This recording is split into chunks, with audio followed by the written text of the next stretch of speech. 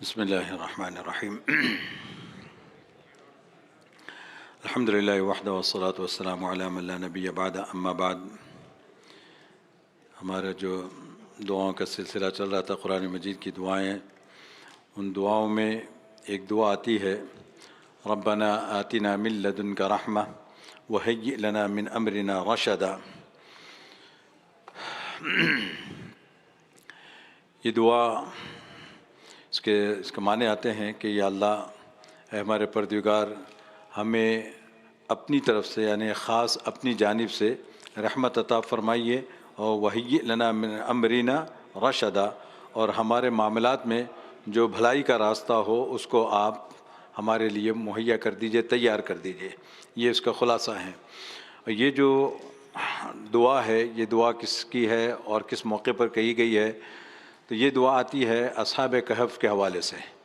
یہ جو اصحاب کہف تھے، ان لوگوں کے متعلق جو آتا ہے تفصیلی، یعنی سورہ کہف کے اندر، کہ یہ اس زمانے میں تقریباً حضرت عیسیٰ علیہ السلام کے 300 سال بعد تقریباً یہ واقعہ پیش آتا ہے۔ اور اس واقعے کے حوالے سے یہ بات کہی جاتی ہے کہ اس زمانے کا ایک بادشاہ تھا، وہ بادشاہ بت پرست تھا، اور جو بھی کوئی بت پرستی نہ کرے اس کو جو ہے نا وہ تکلیفیں پہنچاتا تھا، سزائیں دیتا تھا، بلکہ قتل تک کر دیتا تھا۔ یہ اس کا معمول تھا، اور ہر ایک کو شرک پر گویا کہ وہ بت پرستی پر مجبور کرتا تھا۔ تو وہاں پہ کچھ اس زمانے میں کچھ لوگ ایسے تھے کہ ان کی طبیعتیں اس کے لیے آمادہ نہیں ہوئی، تو ان لوگوں نے اس بادشاہ سے کسی طریقے سے فرار اختیار کی اور وہاں سے جو ہے وہ چل پڑے۔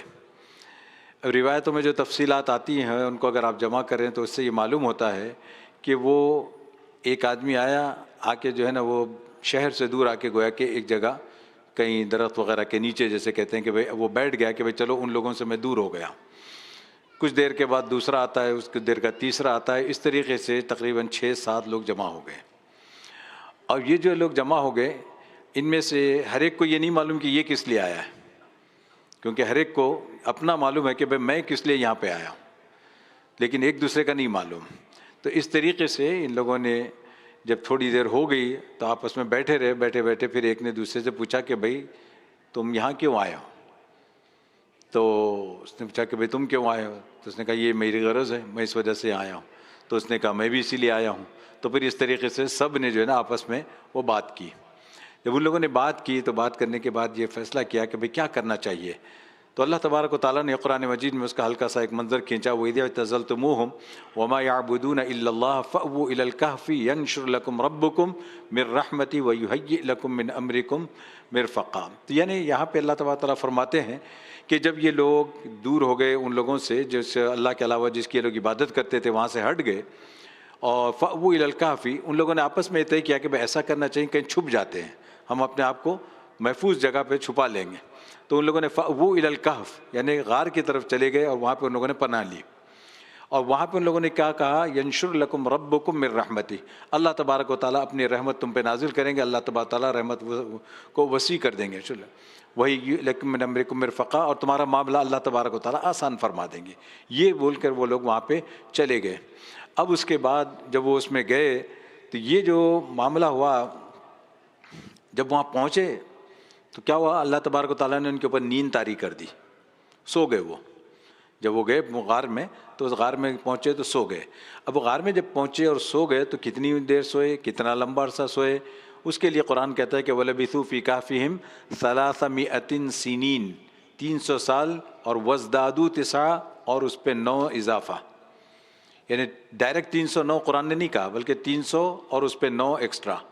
تو یہ جو ایکسٹرا والا معاملہ ہے، یہ قمری اور جو شمسی کیلنڈر ہے اس حوالے سے آپ دیکھیں گے کہ بھئی ہر 33 سال کے بعد 1 سال اضافہ ہو جاتا ہے۔ تو ایسے اگر آپ 300 سال میں لگائیں تو کتنے ہو جائیں گے، 9 سال جو ہے نا اس میں اضافہ ہو جاتا ہے۔ اس لیے قرآن نے جو ہے نا اس طریقے سے اس کو تعبیر کیا ہے۔ اب یہ لوگ 900 سال یعنی 300 سال سوتے رہے، اور 300 سال سونے کے بعد جو ہے جب ان کی آنکھ کھلی، آنکھ کھلتی ہے تو ان کو ظاہر ہے کہ بھوک کا احساس ہوا، یہ بھوک لگی ان کو۔ جب ان کو بھوک لگی تو اس سے پہلے جو ہے نا لوگوں نے پہلے آپس میں یہ تبصرہ کیا کہ بھئی ہم کتنی دیر سوئے۔ کسی نے کہا کہ بھئی لگتا ہے 1 دن سوئے ہم پورا، کسی نے کہا نہیں 1 دن نہیں، کچھ تھوڑا سا کم، ایسا لگتا ہے کہ بھائی تھوڑی دیر کچھ اس طریقے سے وہ پورا اللہ تبارک و تعالیٰ نے ذکر کیا. اس کے بعد کہا کہ بھائی وہ جو بھی ہے لیکن اب اس وقت بھوک لگ رہی ہے, کیا کیا جائے؟ تو ان لوگوں نے کہا کہ فبعثوا احدکم الی المدینہ, یعنی کہا کہ بھئی تم میں سے کسی ایک کو جو ہے نا شہر میں بھیجو اور بھیج کے اس سے جو ہے نا کچھ کھانے کی چیزیں لانے کے لیے کہنا اس کو. اب جب ان لوگوں نے کھانے کے لیے کسی آدمی کو بھیجنے کا انتخاب کیا تو ان لوگوں نے کیا کہا, احدکم بورقکم ہذہ الی المدینہ, اس کے بعد ایک نصیحت کی, فلینظر ایھا ازکی طعاما, دیکھنا کھانا حلال ہو. کیوں؟ آپ کو یاد ہوگا کہ جب یہ لوگ سونے کے لیے گئے تھے تو ان کا اس زمانے کا جو بادشاہ تھا, وہ بادشاہ جو تھا وہ کافر تھا, بت پرست تھا. تو اس زمانے میں جو ہے نا حرام حلال کی تمیز ختم ہو گئی تھی. اس وجہ سے ان کو اتنے عرصے میں بھوک لگی تو پہلی جو چیز ان کی فکر ہوئی وہ کھانے کی, ایھا ازکی طعاما, اچھا کھانا, حلال کھانا ہونا چاہیے. یہاں پہ کچھ بولوں, کچھ میرا خیال ہے community is aware of it. عمل ہو تو فائدہ ہے, لیکن مسئلہ وہی ہے اصل. ہاں خیر, سب کو معلوم ہے کہ یہ جب بات آتی ہے کھانے کی اور حلال کی بات آتی ہے تو ہمارا یہ کانسیپٹ کلیئر نہیں ہوتا. حلال اور ذبیحہ دو مختلف چیزیں ہیں. یعنی حلال جو ہے نا جانور کے اعتبار سے حلال ہوتا ہے, اور ذبیحہ جو ہے وہ اس کے طریقے ذبح, دو چیزیں ریکوائرڈ ہے شریعت کے اندر. ایک تو جانور خود حلال ہو, یعنی اس کا کیا مطلب ہے, اگر کوئی خنزیر کو حلال کرنا چاہے بسم اللہ اعوذ باللہ پورا قرآن بھی پڑھ لے تو وہ حلال نہیں ہونے کا. بات سمجھ رہے ہیں؟ حلال اور حرام اس کو کہا جاتا ہے کہ خنزیر کو آپ حلال کر ہی نہیں سکتے, چاہے وہ مسلمان کاٹے یا پورا کچھ بھی پڑھ لے, کچھ بھی کر لے, اس پہ نہیں ہوگا وہ. ٹھیک ہے, ایک تو یہ ہو گیا. اور دوسرا ہے طریقے ذبح, کس طریقے پر حلال جانور کو ذبح کیا جائے گا. کیونکہ اگر حلال جانور بھی صحیح طریقے پر ذبح نہ کیا جائے تو وہ حلال نہیں رہتا. اب واضح ہو گیا؟ اسی وجہ سے جو ہے نا وہ کوشش کی جاتی ہے کہ بھئی آپ کو یہ کہا جاتا ہے ذبیحہ, ذبیحہ سے مراد ہینڈ سلاٹر جس کو کہا جاتا ہے, اور اس کے اندر ریکوائرمنٹ یہ ہوتی ہے کہ کوئی مسلمان ذبح کرے یا کتابی ذبح کرے اور اس پر اللہ کا نام لیا گیا ہو. قرآن نے اس میں بہت ہی واضح الفاظ میں قرآن میں یہ کہا ہے, وَمَا لَكُمْ أَلَّا تَأْكُلُوا مِمَّا ذُكِرَ اسْمُ اللَّهِ, یعنی وَمَا لَكُمْ لَا تَأْكُلُونَ, یعنی دو جگہ جو اللہ نے ذکر فرمایا, یہ 8ویں پارے کے شروع میں, وہاں پہ اللہ فرماتے ہیں کہ بھائی وہ جانور تم مت کھاؤ جس پر اللہ کا نام نہیں لیا گیا. صاف صاف ہے, یعنی مت کھاؤ. اچھا, جانور پر اللہ کا نام لیا گیا کب والی, یعنی یہ نہیں کہ آپ جس وقت کھا رہے ہو اس وقت. ویسے تو پھر آپ بسم اللہ پڑھ کے آپ کو بھاجی بھی کھائیں, ترکاری بھی کھائیں, سبزی ٹینڈے اونڈے سب جو ہے نا بسم اللہ پڑھ کے اس میں کھانی چاہیے. مسئلہ وہاں ذبح اور مچھلی وغیرہ کی بات نہیں ہو رہی. یہاں پہ جانور کو جس وقت ذبح کیا جاتا ہے اس وقت بسم اللہ پڑھی جائے, اس وقت اللہ کا نام لیا جائے, یہ مطلب ہے. خیر وہ اس تفصیل میں نہیں جانا چاہ رہا ہوں کیونکہ اس وقت میرا وہ موضوع نہیں ہے, لیکن یہ کہ یہ چیز ایسی ہے کہ یہ بتانا ہے کہ ان کا کنسرن دیکھیے, اتنے عرصے کے بعد بھی ان کو وہی فکر ہے کہ بھائی چاہے پہلے, کیونکہ اصل مسئلہ یہ نا ہماری ساری عبادتیں, ہماری دعائیں سب ڈپینڈ کرتی ہیں کھانے پر. ہم کیا کھاتے ہیں, پیٹ میں کیا جاتا ہے. یعنی ایک ہوتا ہے نا کہ حرام, یہ انکم ہماری حرام ہو, ایک یہ طریقہ ہے, اور دوسرا کیا ہوتا ہے کہ حلال انکم تو ہے آپ کی, مگر ہم کام پوری طرح نہ کریں تو وہ انکم بھی حرام ہو جاتی ہے. 8 گھنٹے کے بجائے آپ 7 گھنٹے 6 گھنٹے ہی لگائیں, اور 2 گھنٹے آپ کہیں گے میں رمضان ہے یار ذرا نماز پڑھ لوں میں جاب پہ, اور آپ تسبیح کر رہے ہیں, عبادت کر رہے ہیں, اپنا پارا بھی پورا کر رہے ہیں, وہ حلال نہیں ہے آپ کے لیے. گھر پہ آ کے کرنا ہے. یا اگر آپ وہ اتنا ٹائم استعمال کرتے ہیں تو اس ٹائم کو اپنی جاب سے آپ کٹوا دیں, نکلوا دیں اس کو. میں نے اپنی ذات کے لیے اتنا وقت استعمال کیا ہے, تب وہ آپ کی پوری انکم حلال ہوگی. یہ وہی بات ہے, حلال اور ذبیحہ والی بات ہے. آپ کی انکم جو ہے نا, آپ کام تو حلال کر رہے ہیں لیکن اس کو ذبیحہ رکھنا پڑتا ہے, انکم جو آ رہی ہے. تو وہ اگر انکم ہماری صحیح نہ ہوئی اور پیٹ میں یہ چیزیں جاتی ہیں تو اس کی وجہ سے جو ہے ہماری دعائیں قبول نہیں ہوتی. ہم چاہے کتنا ہی اللہ اللہ کرتے رہیں, پکارتے رہیں, اللہ کے لیے چیختے رہیں. اللہ کے رسول صلی اللہ علیہ وسلم نے بہت صاف الفاظ میں یہ حدیث میں اس میں بات فرمائی ہے, یعنی وَمَطْعَمُهُ حرام وَمَشْرَبُهُ حرام وَمَغْدَمُهُ حرام فَأَنَّا يُسْتَجَابُ لَهُ. اس کا کھانا حرام, اس کا پینا حرام, اور یہ چیزیں جو ہے نا وہ حرام, اس کا ملبس وہ حرام, اس کا پہننا حرام, اور اس کے بعد وہ اللہ اللہ کرتا رہتا ہے, اللہ کے سامنے چیختا رہتا ہے, کیسے اس کی دعائیں قبول ہوتی ہیں؟ اللہ کے رسول صلی اللہ علیہ وسلم نے بہت واضح الفاظ میں فرمایا ہے. لیکن مسئلہ یہ ہے کہ آج ہم اتنے روشن خیال ہو گئے, اتنے روشن خیال ہو گئے, بہت زیادہ روشنی ہو جائے تو بھی چیزیں نظر نہیں آتی. کبھی دیکھا آپ نے, یعنی تو ڈاکٹروں سے پوچھ لینا, کوئی سلمان ہے یا پھر نہیں ہے, آنکھوں والوں سے پوچھ لینا، آنکھوں کے جو ڈاکٹر ہوں گے، جو بہت زیادہ روشنی ہو جائے تو بھی چیزیں نظر نہیں آتی. اسی وجہ سے ہر چیز کا ایک بیلنس ہوتا ہے. تو یہ جو اللہ کے رسول صلی اللہ علیہ وسلم نے جو بات فرمائی ہے، اس کو بہت ذہن میں رکھنے کی چیز ہے کہ آدمی سمجھتا ہے کہ بھائی میں سب صحیح کر رہا ہوں. اسی وجہ سے آپ دیکھتے ہیں کہ ہماری نہ نمازوں میں مزہ آتا ہے، نہ ہم کو قرآن میں مزہ آتا ہے، نہ ہماری اپنی دعاؤں میں مزہ آتا ہے، نہ ذکر کرنے میں مزہ آتا ہے. ایک قسم کی بیزارگی محسوس ہوتی ہے، بوجھ لگتا ہے. یہ سب جو ہے نا اثرات ہوتے ہیں باہر کے. کہ آج کل تو یہ ہے نا بھائی you are what you eat والی بات ہے. یہ فزیکلی کہتے ہیں، مگر ہم تو اس کو اسپریچولی بھی کہتے ہیں. اسپریچولی بھی یہی معاملہ ہے، جو آپ کھاتے ہیں آپ وہی ہیں، یعنی کتنی حلال غذا آپ کے اندر پیٹ میں جا رہی ہے. تو خیر جو بات ان لوگوں نے کہی ہے ایو ازکا طعامن فلیأتکم برزق منہ، اور جو ہے نا ان کہا کہ بھائی جا کے جو ہے نا کچھ لے کر آئے کھانے پینے کی چیزیں. اور اس کے بعد ان لوگوں نے ایک جملہ کہا اس میں ولیتلطف. یہ ولیتلطف اگر آپ نے قرآن میں دیکھا ہوگا تو آپ کو جو ہے نا یہ جلی حروف میں لکھا ہوا ملے گا، موٹے حروف میں، ذرا بڑے حروف میں لکھا ہوا ملتا ہے، صرف اتنا ولیتلطف. یہ کیوں؟ یہ اس وجہ سے کہ ایگزیکٹلی یہاں پہ جو ہے نا قرآن آدھا ہو رہا ہے، ادھر آدھا قرآن یہ ولیتلطف جو ہے نا اس کو ڈیوائڈ کرتا ہے. اور ولیتلطف کے معنی کیا ہے؟ لطف، لطیف، یعنی معاملہ نرمی اختیار کرنا، نرمی سے پیش آنا. جو جا رہا تھا کھانا لانے کے لیے اس کو یوں کہا ان لوگوں نے، نصیحت کی ولیتلطف، بہت نرمی سے معاملہ کرنا. علماء فرماتے ہیں پورے قرآن کا خلاصہ یہی ہے، پورے قرآن کا خلاصہ کہ اگر نرمی اگر انسان کے اندر پیدا ہو جائے، آپس میں ڈیل کرنے میں کیسی نرمی کے ساتھ، کیسی ملاطمت کے ساتھ اگر یہ کسی کو آ جائے تو سمجھے کہ پورا قرآن اس کے اوپر وہ عمل کرنے والا بن جائے گا، اس کے لیے آسان ہو جائے گا جس کے اندر یہ صفت آ جائے ولیتلطف ولا یشعرن بکم احدا. تو اب اس کے بعد جو ہے آگے چلتے ہوئے ان لوگوں نے نصیحتیں کی. اب وہ کیسے وہ سوتے رہے، اللہ تبارک و تعالیٰ نے ان کے لیے کیا اسباب بنائے. اللہ اسباب میں دیکھیں اللہ نے کیا کیا، وَنُقَلِّبُهُمْ ذَاتَ الْيَمِينِ وَذَاتَ الشِّمَالِ. اللہ فرماتے ہیں 300 سال وہ صرف ایک جگہ پڑے نہیں رہے، ہم ان کو جو ہے نا کروٹ بدلتے تھے. نیند میں تو تھے، اللہ فرماتے ہیں کہ ہم ان کے لیے کروٹیں بدلتے تھے. اور پھر اللہ تبارک و تعالیٰ فرماتے ہیں کہ ہم نے جو ہے نا سورج کو بھی نا وَتَرَى الشَّمْسَ إِذَا طَلَعَت تَزَاوَرُ عَنْ كَهْفِهِمْ ذَاتَ الْيَمِينِ، ایسے رکھا کہ سورج ڈائریکٹ ان کے اوپر نہ پڑے کہ ان کی آنکھ کھل جائے، لیکن یہ کہ ان کو جو ہے نا اس کے سورج کی تمازت بھی ملنی چاہیے، وہ بھی ضروری تھی. تو ایسے سورج کو اللہ نے جو ہے نا کراس کر دیا تھا کہ وہ آتا تھا، اس کی گرمی پہنچتی تھی لیکن اس کی ڈائریکٹ جو لائٹ اس پہ ان پہ نہیں پڑتی تھی. ایسے جو ہے نا سورج ہو کے گزر جاتا تھا. اللہ نے جو ہے نا سارا انتظام کیا ہوا ہے. اسی لیے علماء فرماتے ہیں اگر آپ اللہ کے بن جائیں تو اللہ سارا نظام آپ کے حوالے کر دیتے، آپ کے تابع کر دیتے. یہ کیونکہ نظام کس کا ہے؟ اللہ کا ہے. اگر آپ اللہ کے ہو گئے ہر چیز آپ کی ہو گئی. بہت آسان طریقہ ہے یہ. اللہ تبارک تعالیٰ سورہ کہف میں یہ بات سمجھائی ہے اصحاب کہف کے ذریعے کہ دیکھیں اللہ نے نظام بدل دیا ہے ان کے لیے کہ ان کی حفاظت کرنی تھی اللہ کو. اور پھر اس کے بعد اللہ تبارک و تعالیٰ ایک جگہ فرماتے ہیں کہ اللہ نے ان کو جو سلایا، وہ جو سوئے اور ایسے سوئے تھے کہ فرماتے ہیں کہ جب آپ ان کو اگر دیکھیں تو آدمی کے اوپر جو ہے نا ہیبت طاری ہو جاتی تھی. یعنی وَتَحْسَبُهُمْ أَيْقَاظًا وَهُمْ رُقُودٌ، اور فرماتے ہیں کہ تم جب ان کو دیکھو تو ایسے لگتا تھا کہ وہ جاگ رہے ہیں حالانکہ وہ سو رہے تھے. وَتَحْسَبُهُمْ أَيْقَاظًا وَهُمْ رُقُودٌ، کیونکہ یہ جو ہے نا اللہ تبارک و تعالیٰ نے نظام بنایا تھا. اگر وہ کوئی جاگ رہا ہوگا نا تو کوئی جائے گا نہیں وہاں پہ. اگر وہ سو رہا ہوگا تو آدمی کو کیوریاسٹی ہوتی ہے یہ کیوں سو رہا ہے، یہ کون سو رہا ہے، یہاں کیا سو رہا ہے، یا اندھیرے میں کیا کر رہا ہے، مطلب طرح طرح کے خیالات پیدا ہو سکتے ہیں.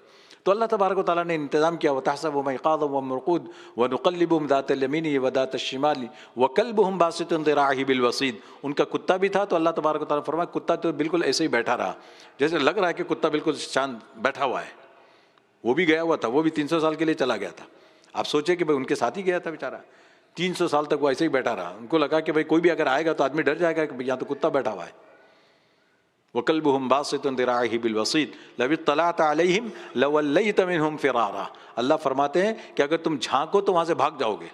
لَوِ اطَّلَعْتَ عَلَيْهِمْ لَوَلَّيْتَ مِنْهُمْ فِرَارًا وَلَمُلِئْتَ مِنْهُمْ رُعْبًا. اللہ فرماتے ہیں کہ تم پر ایک ہیبت طاری ہو جائے گی ان کو دیکھو گے تو. وہ ایسی جگہ تھی اللہ تبارک و تعالیٰ نے ان کو ایسے رکھا تھا وَلَمُلِئْتَ مِنْهُمْ رُعْبًا. اب اس کے بعد جو ہے نا آگے چل کر یہ اللہ تبارک و تعالیٰ نے یہ دعا نقل کی ہے. یہ دعا کون سی دعا ہے؟ اس دعا کو جو ہے اللہ تبارک و تعالیٰ نے یہ ان کو الہام کیا. ان لوگوں نے یہ دعا کی ربنا آتنا من لدنک رحمہ، او اللہ آپ جو ہے ہماری اپنی طرف سے ہمیں رحمت عطا فرما دیجیے. رحمت کا جو ہے نا لفظ اس سے پہلے بھی آ چکا ہے.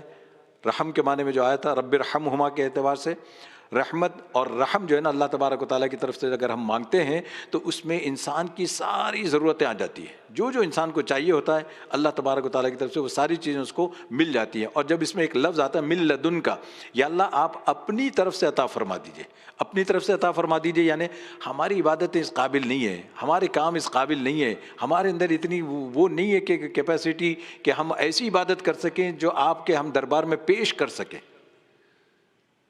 اسی وجہ سے جو ہے نا علماء فرماتے ہیں کہ وہ جب اللہ تبارک و تعالیٰ کو ہم وسیلہ دیتے ہیں کسی چیز کا، تو وسیلہ دینے میں جو ہے اعمال کا وسیلہ دینے کی اجازت ہے۔